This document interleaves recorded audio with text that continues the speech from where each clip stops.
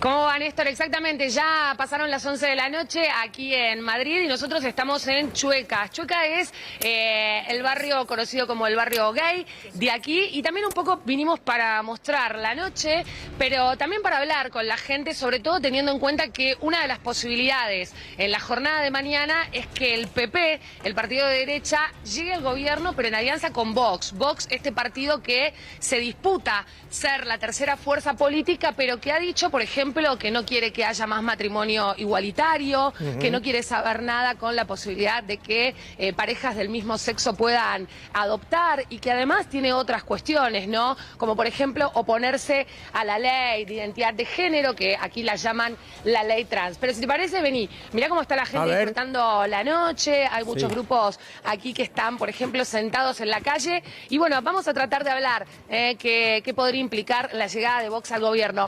Hola, buenas noches. ¿Cómo les va? Estamos en vivo para la tele argentina. Hola. Nosotros no estamos en veda, así que en reflexión le dicen ustedes, así que no se preocupen. Vinimos a este barrio particularmente porque queremos conocer un poco la opinión con respecto a la posibilidad de que Vox llegue al gobierno. ¿Qué piensan? Pues que nos tendremos que cambiar de país si llega al gobierno. Exilio directamente. Directamente. En algunos ayuntamientos lo que se vio primero es que empezaron a bajar, por ejemplo, la bandera, la bandera LGTB y luego censura de películas, de obras de teatro. ¿Cómo se vive eso? Pues con un poco de miedo, la verdad. Pero a ver qué pasa mañana. ¿Tu opinión? Teniendo en cuenta que somos un país donde no hay una buena transición desde el franquismo al Estado demócrata, da mucho miedo volver a vivir esto, porque sinceramente este tipo de represión recuerda muchísimo a que se vivió en la época y nos ha llegado por testimonios salvados, pues se ha intentado borrar. Así que la verdad es que como persona LGBT y de izquierda resulta bastante traumático vivir ciertas situaciones que recuerdan a vividas por nuestros abuelos y sobre todo por los muertos de las cunetas, a los que aún no se les ha dado descanso. Sobre todo después de un paquete de leyes muy progresista como que ha sacado este gobierno, la ley trans, dice ya el propio Abascal que la derogaría por completo. La verdad es que da mucha pena porque al final somos gente que simplemente queremos vivir y los mismos derechos y es bastante traumático sentir que tu existencia está siendo atacada simplemente por ser. Así que llega un punto en que nuestra existencia es política y es resistencia y da muchísima pena, de verdad, haber vivido años en un país demócrata y ver que se está legitimizando un discurso de odio como este. En tu caso, como decía aquí ella, ¿pensás que la opción sería, por ejemplo, irte del país o crees que tiene que haber una resistencia en España? Tiene que haber una resistencia organizada, pero siempre está el miedo a quedarte y que las cosas sean peores, pero obviamente el exilio está y el exilio se vivió.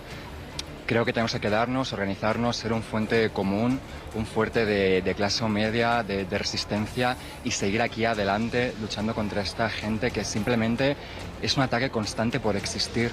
Yo animo muchísimo a la gente a que mañana vaya a votar, a que se haga cargo de que el voto es una cosa muy importante que podemos perder, como se legitimicen ciertas cosas. Así que por favor mañana a votar y a recordar que un voto cambia la diferencia entre mi vida y mi muerte. Gracias, fuerte el testimonio Paula. Aquí que estábamos recogiendo, porque decíamos, ¿no? Lo que ya se está dando en muchos ayuntamientos donde el PP con Vox hizo coalición para gobernar es directamente que bajaron la bandera LGTB de edificios públicos. El propio Abascal en sus discursos habla todo el tiempo de este retroceso de lo que es la agenda identitaria, Néstor, y bueno, ese temor, ese pánico a volver a vivir reminiscencias de lo que fue el franquismo aquí en España. Fíjate vos cómo se palpita. Pasanos en limpio, digamos, cómo está planteada la elección en España. Digamos, cómo este temor que hay sobre ir, sobre los derechos de los ciudadanos, sobre sus elecciones de vida, sobre sus elecciones sexuales. ¿Cómo está planteada la elección?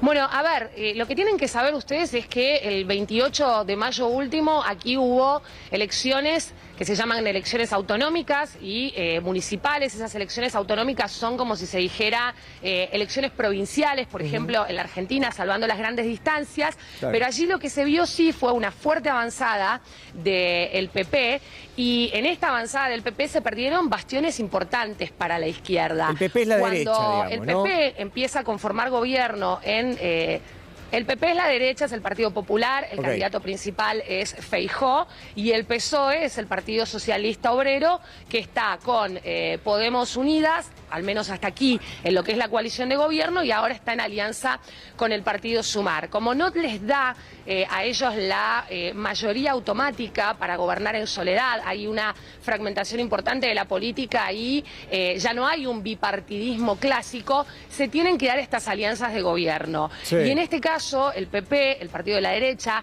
una derecha, si querés, más parecida a lo que sería Juntos por el Cambio, se alía a Vox, que es un partido más parecido a lo que podría ser la Libertad Avanza. Trazo algunos paralelismos para que podamos ir entendiendo de qué se trata. Claro. Es decir, derecha más ultraderecha.